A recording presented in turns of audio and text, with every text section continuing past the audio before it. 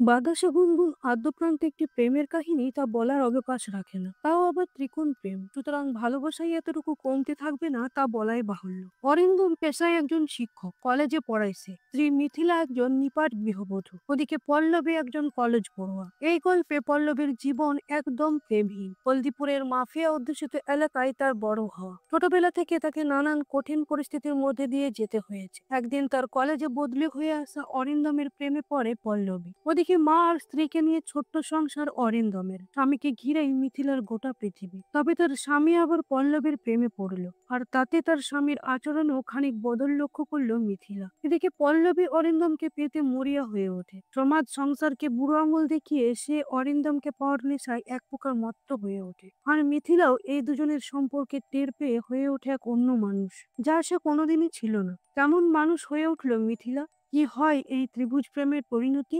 জানতে হলে দেখে নিন বাতাসে গুনগুন সিরিজটি, যা 20 জুন হইচইতে আসতে চলেছে। আর এর এক্সপ্লেনেশন ভিডিও পেতে হলে আমার চ্যানেলটিকে অবশ্যই সাবস্ক্রাইব করে নেবেন।